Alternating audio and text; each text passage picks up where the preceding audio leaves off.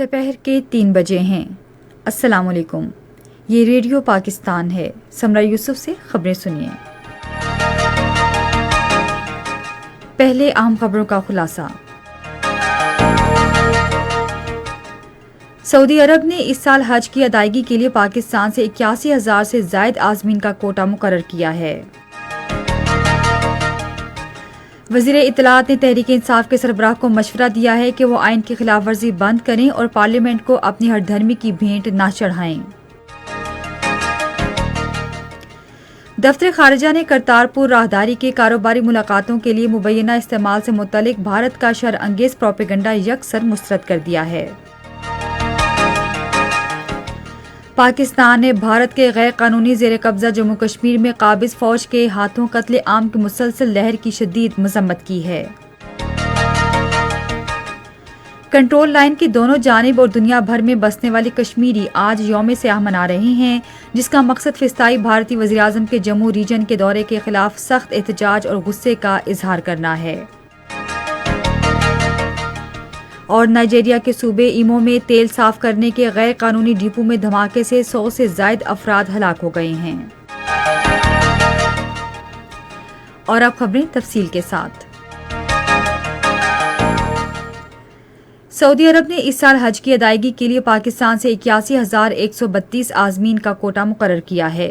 سرکاری ذرائع کے مطابق مذہبی امور اور بین المذاہب ہم آہنگی کی وزارت اگلے چند روز میں نامزد بینکوں کے ذریعے حج درخواستیں وصول کرنے کا آغاز کرے گی۔ حج پالیسی 2022 کے ذریعے جلد ہی حج اخراجات، عمر کی حد، ویکسین اور دیگر قواعد و ضوابط کا اعلان کیا جائے گا۔ ذرائع نے کہا کہ اکیلے یا گروپوں کی شکل میں جمع کروائی گئی درخواستوں پر فیصلہ قرعہ اندازی سے کیا جائے گا۔ وزیراعظم شہباز شریف لاہور میں ہیں، جہاں وہ اہم سیاسی ملاقاتیں کریں گے۔ وہ پنجاب کے نئی منتخب وزیر اعلیٰ حمزہ شہباز سے بھی ملاقات کریں گے۔ اطلاعات و نشریات کے وزیر مریم اورنگزیب نے کہا ہے کہ عدالتیں رات میں اس لیے کھلی تھیں کیونکہ تحریک انصاف کی حکومت نے عدالت کے احکامات کی دھجیاں اڑا دی ہیں۔ انہوں نے آج ایک بیان میں تحریک انصاف کے رہنما عمران خان کو نصیحت کی کہ وہ آئین کی خلاف ورزی بند کریں اور پارلیمان کو اپنی ہر دھرمی کی بھینٹ نہ چڑھائیں۔ مریم اورنگزیب نے کہا کہ تحریک انصاف کے رہنماؤں نے آئین، جمہوریت اور پارلیمان کو یرغمال بنایا اور ستم ظریفی دیکھیں، پھر پوچھتے ہیں کہ عدالتیں کیوں کھولی گئی تھیں۔ انہوں نے غیر قانونی سرگرمیوں میں ملوث تحریک انصاف کی قیادت پر آرٹیکل 6 کے تحت مقدمہ چلانے کا مطالبہ کیا۔ انہوں نے کہا کہ حمزہ شہباز وزیر اعلیٰ پنجاب کے طور پر لازمی حلف اٹھائیں گے۔ وزیراعظم شہباز شریف کی ہدایات پر قدرتی آفات سے نمٹنے کے قومی ادارے نے ضلع دادو کے گاؤں فیض محمد دریانی چانڈیوں میں آتش زدگی کے متاثرین میں چیک تقسیم کیے ہیں۔ وزیراعظم نے متاثرین کی مشکلات کے ازالے کے لیے 1 کروڑ روپے فوری پیکج کا اعلان کیا تھا، جو آتش زدگی کے افسوسناک سانحے میں جاں بحق ہونے والوں کے لواحقین، زخمیوں اور متاثرہ خاندانوں کو دیے جائیں گے۔ پاکستان ریلوے نے عید الفطر کے تینوں دن کرایوں میں 30% کمی کر دی ہے۔ وزارت ریلوے نے ایک بیان میں کہا کہ کرایوں میں کمی کا اطلاق تھل ایکسپریس پر بھی ہوگا۔ بیان میں کہا گیا ہے کہ سر سید ایکسپریس کی انتظامیہ نے اگلے ماہ کی 2 تاریخ کے لیے کرایوں میں 40% کمی کا اعلان کیا ہے۔ پاکستان نے کرتارپور راہداری کو کاروباری ملاقاتوں کی غرض سے استعمال کرنے کے بھارتی مکروہ پروپیگنڈے کو یکسر مسترد کر دیا ہے۔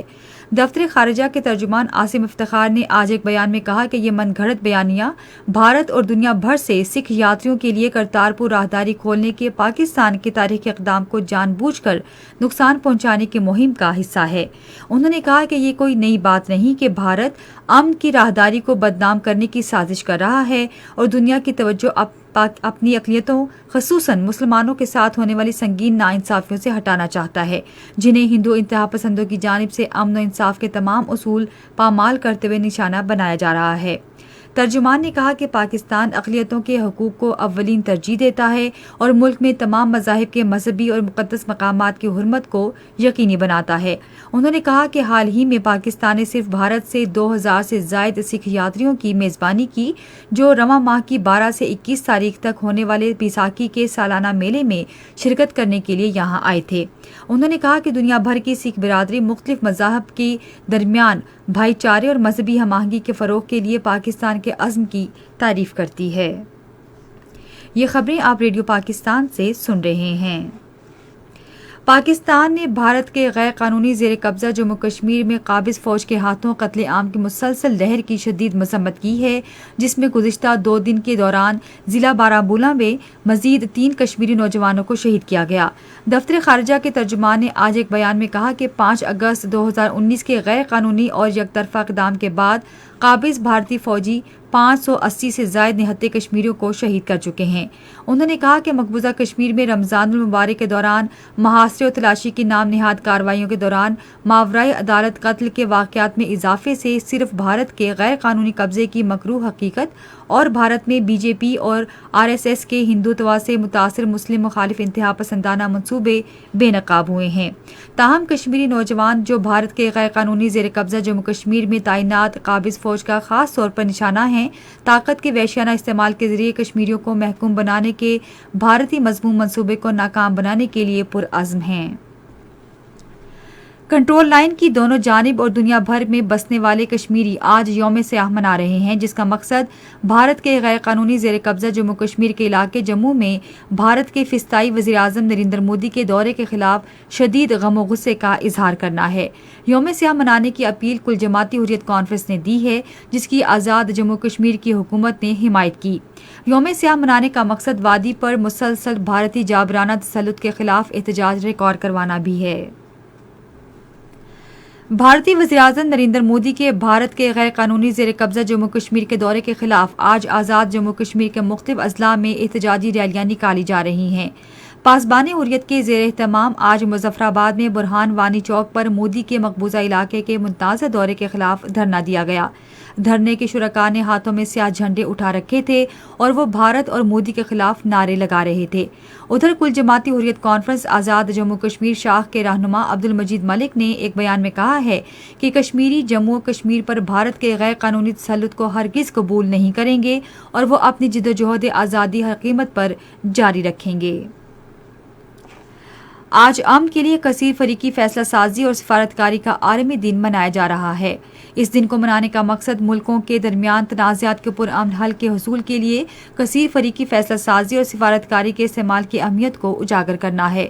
اقوام متحدہ کے سیکرٹری جنرل انتونی گوتریس نے اس موقع پر اپنے پیغام میں تمام ممالک اور رہنماؤں پر زور دیا ہے کہ وہ تنازعات کے حل کے لیے مذاکرات اور عالمی برادری کی طرف سے قابل قبول حل کے حوالے سے اپنے عزم کی تجدید کریں، جو امن کا واحد پائیدار راستہ ہے۔